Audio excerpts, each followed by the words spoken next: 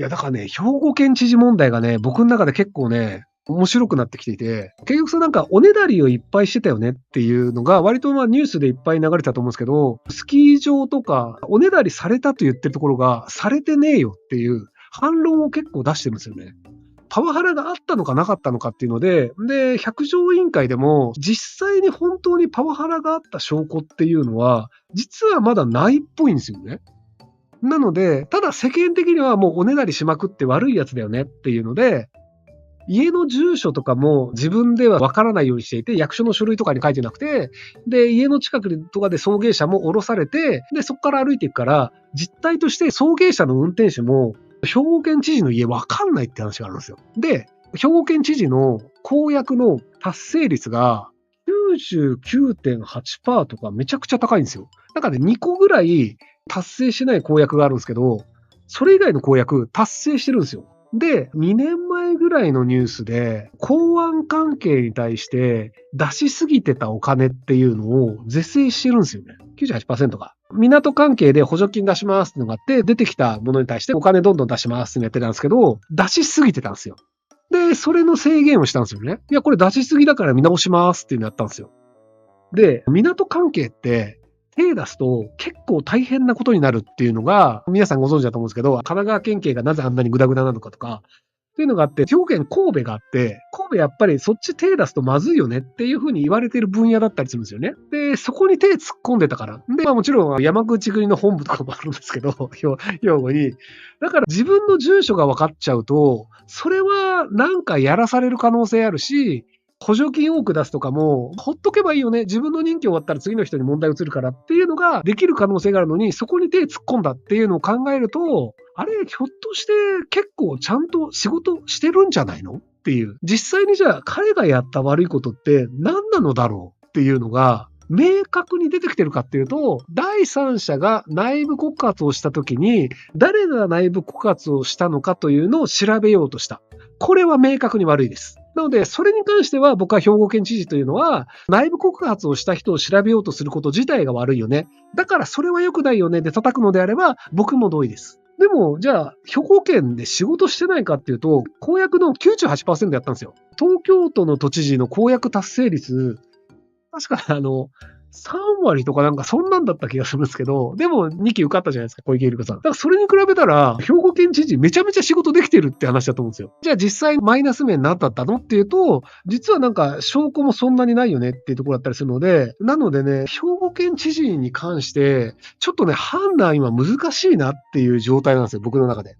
明確にこれやってしまった悪いよねっていうのが、パワハラで脅した音声がありましたっていう、明石市の泉元市長とかっていうのが、明確に火つけてこいやって言ってるのが録音残ってるから、これはパワハラだろわっていうのがあって、泉市長はそれで辞任したんですけど、だからそういうのがあれば、これは良くないよねっていうのが明確に言えるんですけど、今のところ僕の中で兵庫県知事が明確にこれがアウトだよねって言ってるのが、内部告発の人を探そうとしたっていうぐらいしかないんですよ。そうそう。火つけてこいやはね、やっぱね、泉さん面白いんですよね。怒りっぽい人だし短気だから、勢いで言ってて、本当に火つけてこいっていう意味ではないと、僕も思うんですよ。僕も思うんですけど、スタッフに嫌われてて、火つけてこいが録音されて、出されちゃうっていう、それはもうアウトですわっていう。だから僕は泉さんすごい好きなんですけど、そこのね、抜け具合も含めて泉さん面白いなって思っちゃう。まあ置いといて。でもちょっとね、兵庫県知事の斉藤さんに関してはね、態度保留っていう感じに僕なってます。はい。僕、兵庫県知事の動画一切見てないんですよ。自分でもなんで興味がなかったんだろうってちょっと疑問に思ったんですよ。知り合いに兵庫県記事どう思いますかっていうのを聞かれた時に、通り一辺倒のこと言ったんですけど、あれなんで興味ないんだろうと思った時に、確たる証拠が一個もなかったんですよ。確たる証拠があるものだったら、それを見て判断を変えたいんですよ。火つけてこいって言ってるってやったら、その録音聞いて、あ、これ言ってるわ、これアウトだわってのがあるんですけど、兵庫県記事の記事とかニュースとかで、なんか、こう言われてる、このような内部告発があるみたいなので、証拠の話がまだ一個も見たことなくて、それで動画とかニュースとか見て時間使っても、情報として確定しないから、あんまり見る気にならなかったんですよね。明確な証拠が出たら、あ、そういうことかって僕納得したかったので、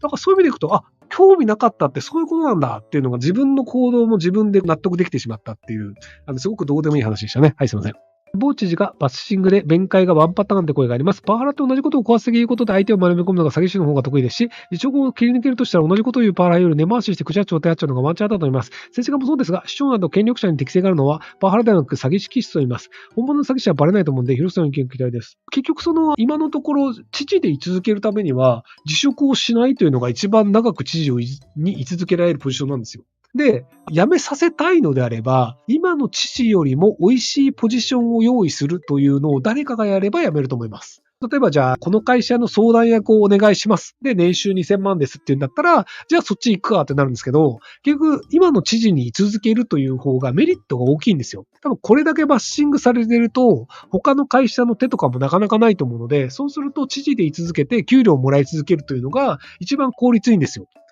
辞職というのが議会で決された瞬間に、じゃあ議会解散だって言っちゃえば、で、また解散して選挙して、で、新しい議会ができて、そこでもう一回知事の辞任決議みたいなのをやって、解雇というか辞職って形なんですけど、多分半年ぐらいかかるんじゃないですかね。そうすると半年間給料もらえると思うので、なので個人的な利益を最大化する上では辞めないが正解であるっていうところで今辞めてないんじゃないかなと思ってます。丸山穂高さんっていう人がいたんですよね。いろいろバッシング受けて、国会議員の給料でキャバクラ行くの楽しいみたいな確か書いてたと思うんですけど、でもあの人もずっとやっぱり最後まで議員で居続けたんですよ。で、今でもなんか N 国党の仕事してるっぽいんですけど、結局世間がどう思われるかというよりも、自分の利益を最大化するという形で人は物を考えるので、なので、いやいや、そんな変なことをしなくても普通に暮らした方がいいじゃんとかって一般的には言われるんですけど、普通の暮らしというのを提供しない限りは、やっぱり自分の利益を最大化するというのは普通やるので、結果として北方領土で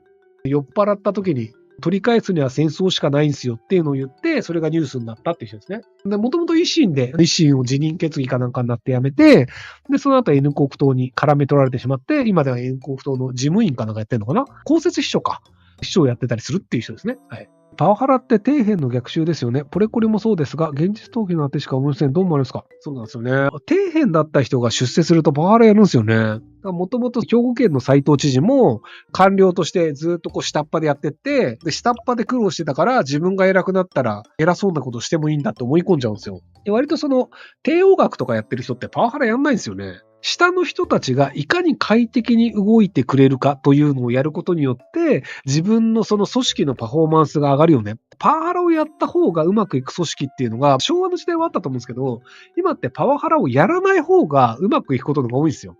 なので、パワハラやらない方がいいよねっていう、至極当たり前の結論になるんですけど、ならない人って、パワハラをやられたっていうのをなんかやり返さなきゃいけないみたいな、非論理的なところで結論出ちゃってると思うんですよね。僕、だから、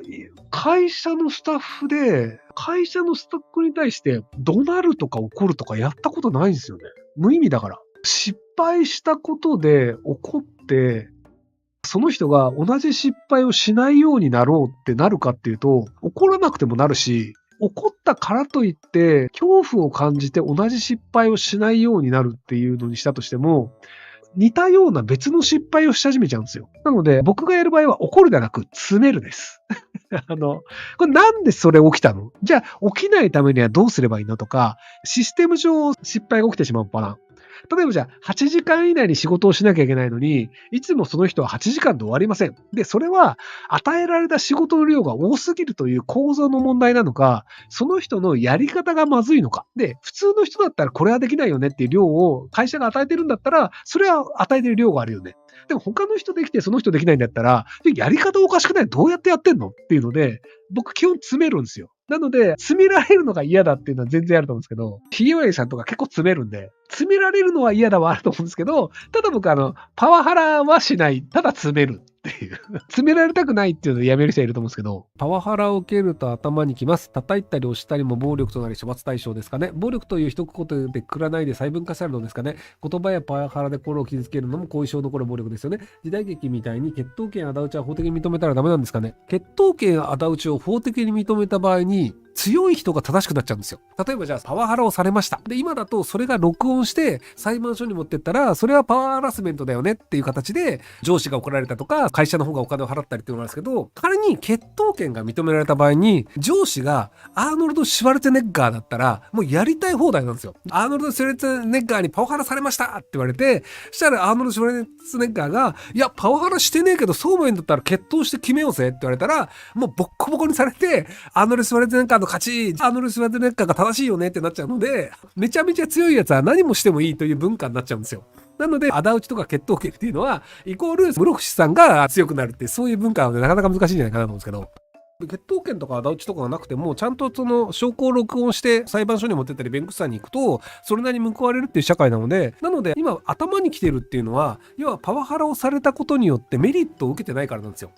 でもパワハラをされた時に、あ、これ訴えれたら10万円もらえるなとか20万円もらえるなっていう時にワクワクするんですよね。飛行機が遅れるとワクワクするっていうのが、うちの彼女が書いた漫画にもあるんですけど、飛行機が遅れた場合に、なんか遅延損害金保険みたいなのがあって、6時間とか遅れると、その日の宿泊費だったりとかご飯代とかが保険で降りるみたいな仕組みがあるんですよ。飛行機が遅れたっていう時に、みんななんかちょっとショックを受けて嫌そうなリアクションがあるんですけど、だいたい僕ウキウキして喜んでるっていう、そういう感じで、若い頃に僕自動車に跳ねられてお金もらうって何回かやってるんですよね。なので自動車に跳ねられた時って跳ねられたっていうのでショックを受けたり怒ったりダメージだと思ってる人って多いんですけど、僕跳ねられた瞬間よっしゃボーナスゲットみたいなそんな感じだったんですよね。なのでパワハラというのはお金をもらえるボーナスであるっていう風に考えるといいんじゃないかなと思うんですけど。